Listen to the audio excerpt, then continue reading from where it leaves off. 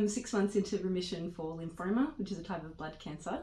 And today I wanted to share with you some tips that I've picked up along the way during my return to work. So I'm going to talk to you all about today returning to work, both during cancer treatment as well as the period afterwards. I want to start this video by saying that there's absolutely no pressure to return to work, and I hope you don't feel that there's a lot of pressure. But realistically, there is. We've got, especially as young people, we have financial responsibilities. We're usually quite independent at this point in our lives. So going back to work is important from that aspect. For me, I found it important to return to work for my mental health.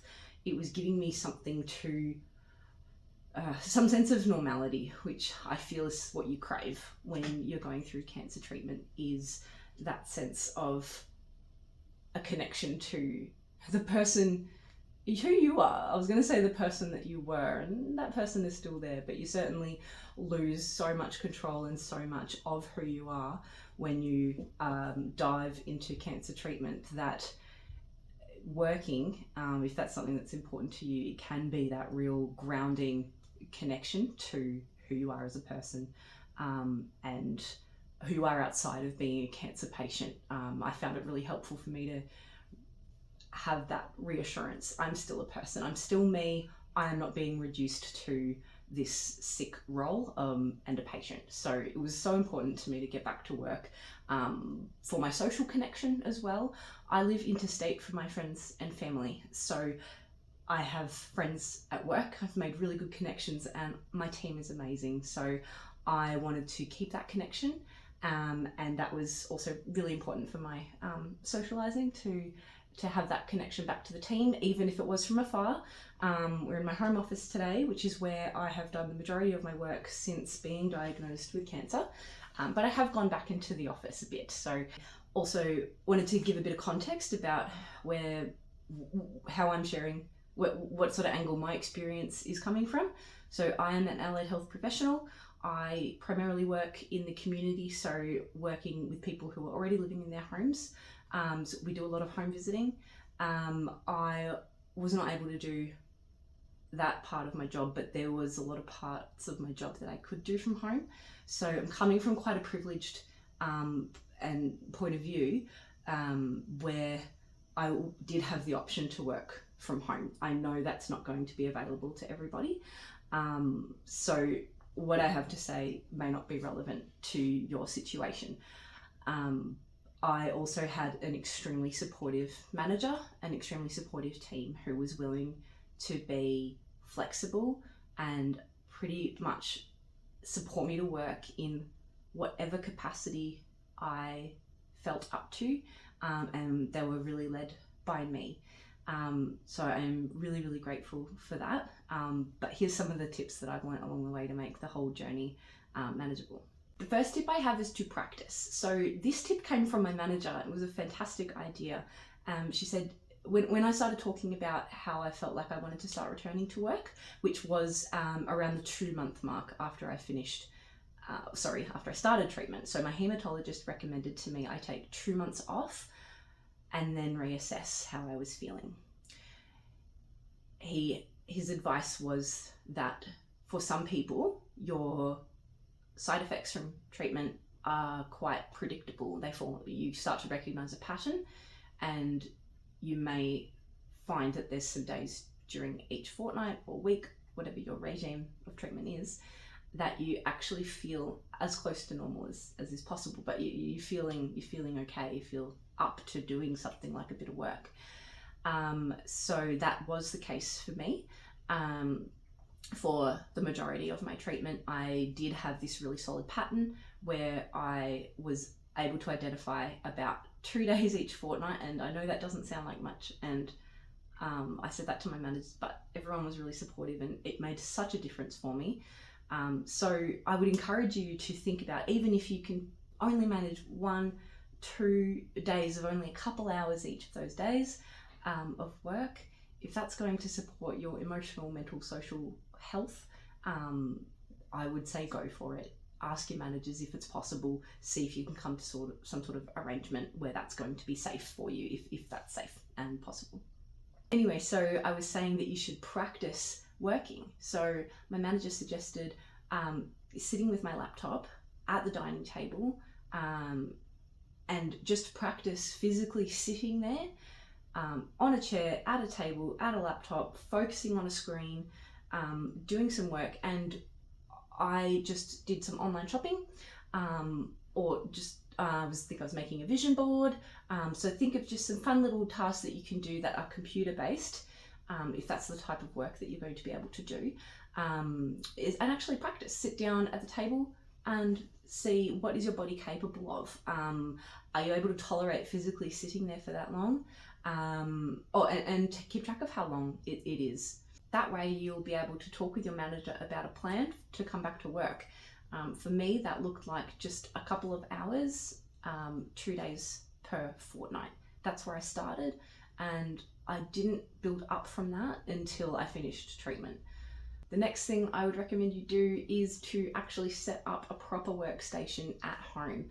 So I did not have a desk, monitor, keyboard, any of this until I started cancer treatment and decided that I wanted to return to work and set up a home station. So what I did, I just bought this from Amazon.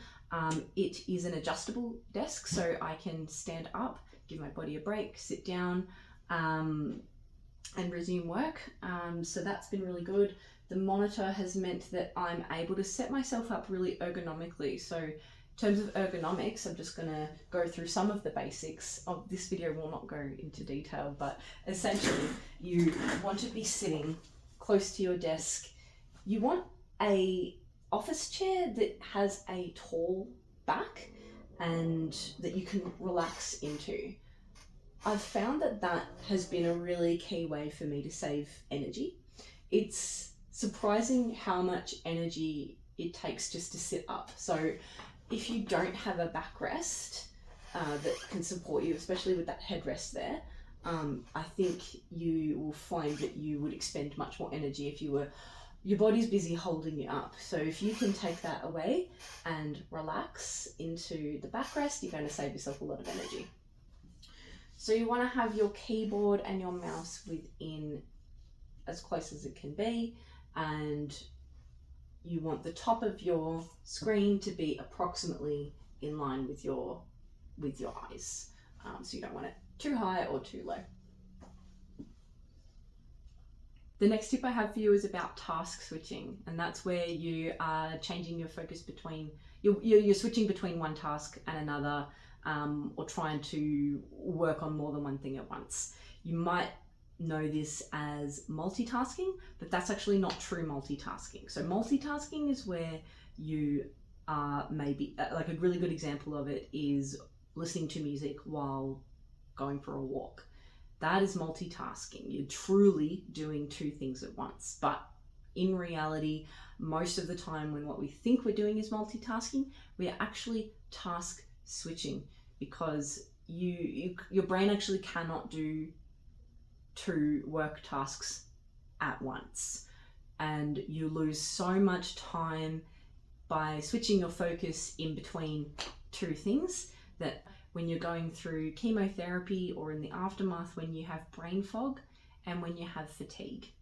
So the brain fog makes it really hard to switch between tasks. I find myself staring at the screen sometimes thinking, what was I doing? What was I supposed to do next? And where do I go from here? So I have some tips about how you can prevent task switching. The first thing is to close every window that is not related to the task at hand. So close every tab, every other program, close it. And you might think you're saving time by keeping it open so you can quickly go into it for the next task that you need it for. I have found it's been so beneficial to close them all. Have only the programs and specific windows and tabs open that you need right now for this one task. Another way to help keep you on task might be to get something like a productivity timer.